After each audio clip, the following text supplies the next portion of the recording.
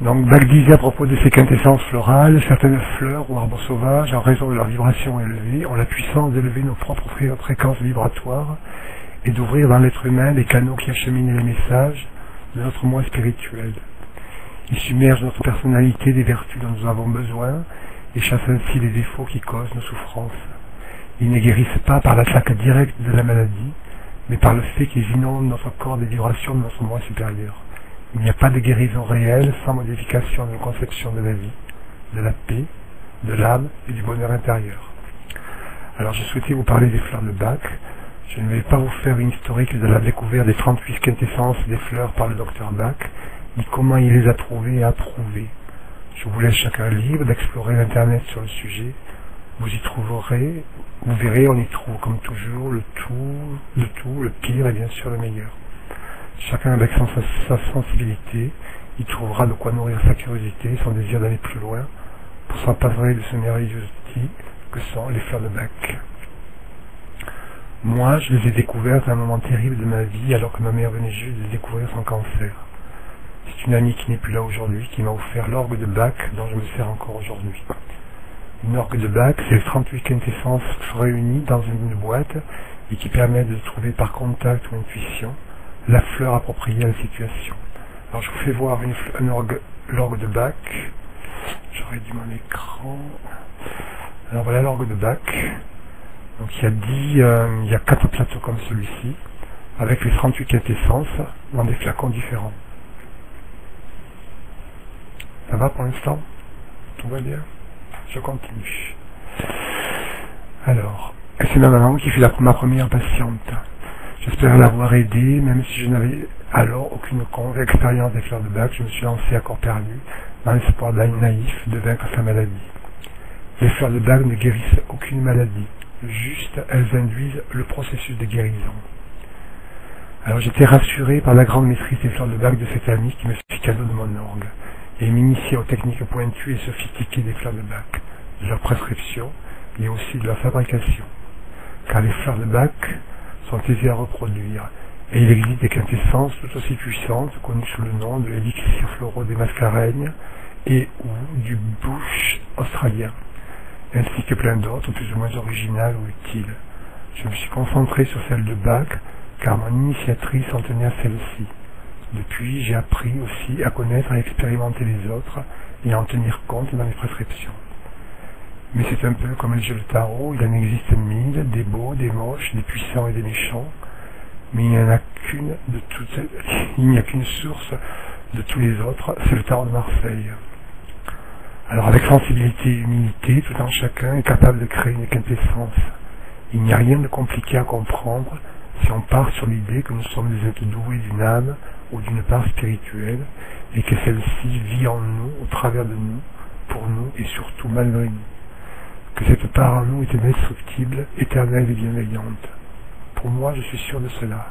J'avais fait personnellement l'expérience de cette part de nous, et aussi que cette part de nous est aussi capable de compatir à nos souffrances, de nous dire, je veux dire par là, capable de souffrir avec nous, de partir avec nos erreurs, nos maladies, nos états d'âme, et particulièrement de nos émotions.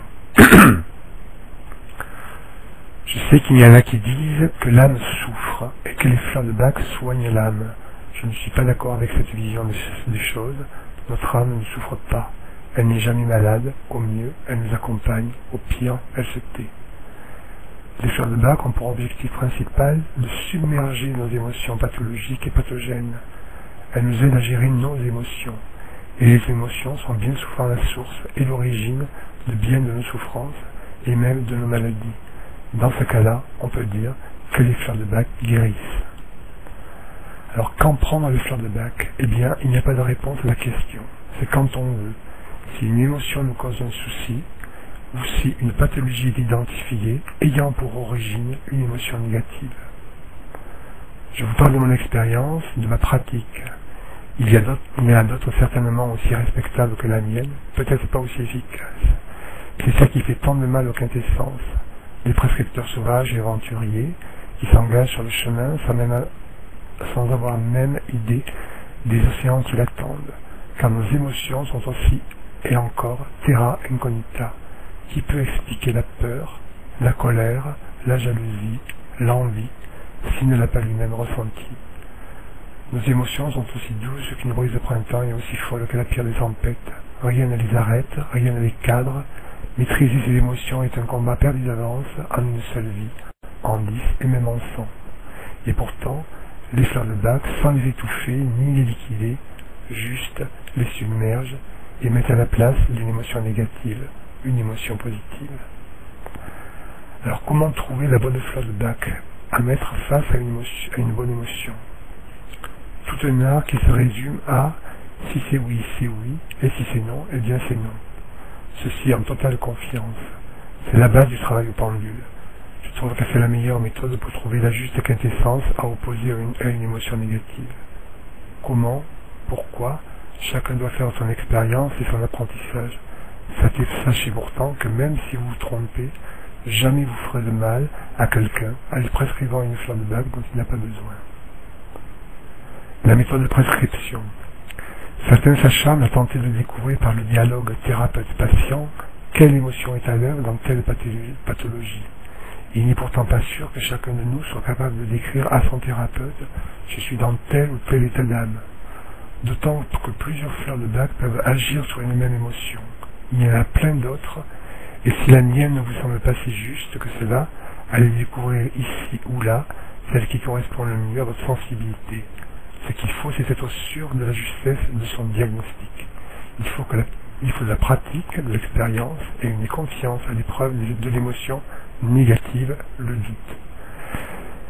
Cette fleur de bac plutôt que celle-ci, celle-là plutôt qu'une autre. 38 possibilités, sans parler de ceux qui mélangent les fleurs de bac pour en faire des cocktails, jusqu'à 5 quintessences mélangées entre elles et diluées dans de l'eau.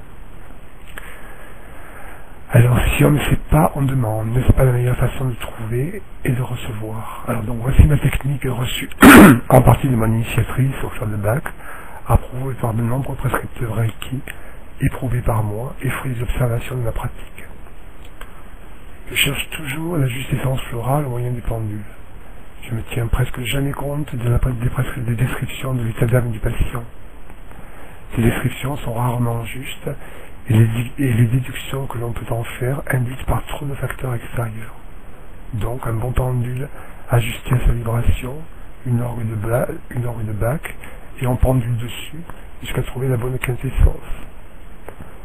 Mon esprit est calme, serein et en parfaite harmonie avec ce que je fais. Je cherche la juste quintessence pour monsieur ou madame X. Le pendule tourne sur la bonne fleur de bac selon mon codage, oui ou non. Et sans me poser d'autres questions, je suis sûr d'avoir la juste quintessence parfaitement adaptée à monsieur X ou à madame Y. Je ne suis pour rien dans ce choix, je n'ai rien mis de personnel dans cette décision et je l'accepte. Alors le monsieur X ou la madame Y s'en va acheter son flacon de fleur de bac en pharmacie ou au magasin bio. Ici, attention, il y a de tout dans le marché. Les authentiques produits par le Bac Center en Angleterre, rachetés par un fonds de pension américain pour faire des sous, ou d'autres labos. C'est au petit bonheur la chance, le bonheur et la chance sont toujours à l'honneur. Faisons confiance au chemin qui nous a conduit jusqu'à ce flacon, produit par ce labo, qu'il soit celui-ci ou celui-là.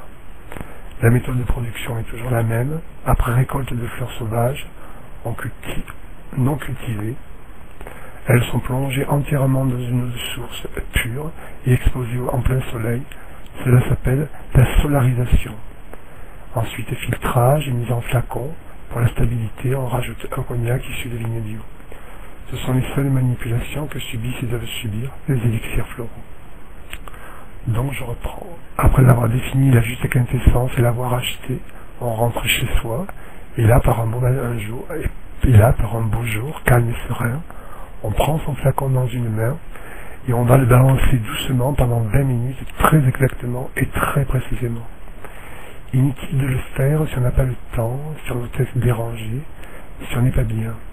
Ce balancement a pour objectif d'ajuster au mieux les vibrations du flacon à votre propre vibration. En homéopathie, on appelle cela la dynamisation. Votre flacon de fleurs de bac est enfin ajusté parfaitement à vous.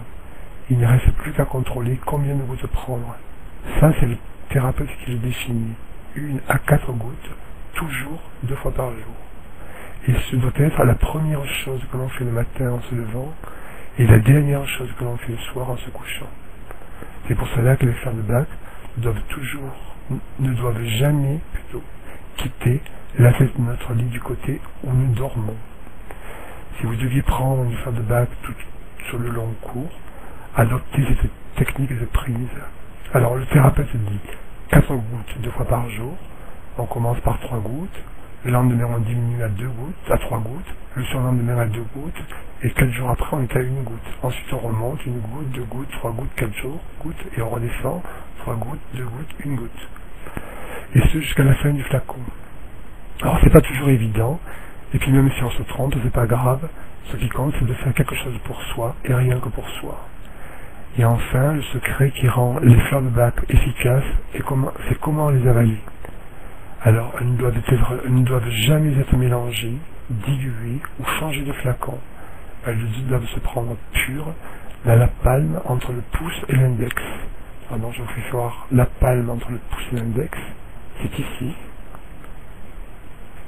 On pose les fleurs de bac ici, et on les apprend comme ça. J'espère remettre de ce courage. Je répondrai tout à l'heure à vos questions, Fanny. Je vous souhaite un bonjour à toutes. Excusez-moi, je ne vous voyais pas arriver.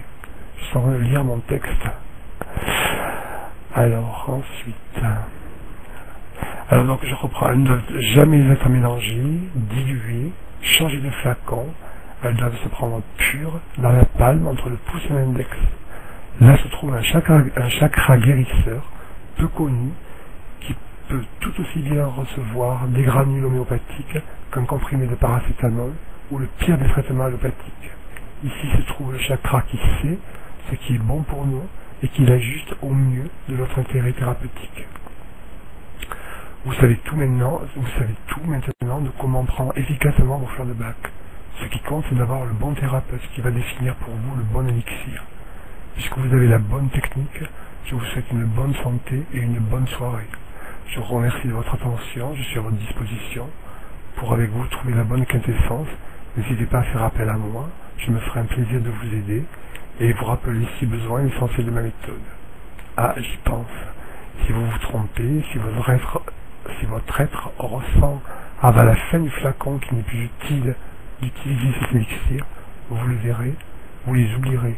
Un soir, un matin, puis 2, et encore. Naturellement, votre être se détourne de la quintessence devenue désormais inutile, l'émotion négative est submergée, a pris place au contraire une émotion positive. Alors maintenant, nous allons prendre quelques instants pour les réponses et les questions.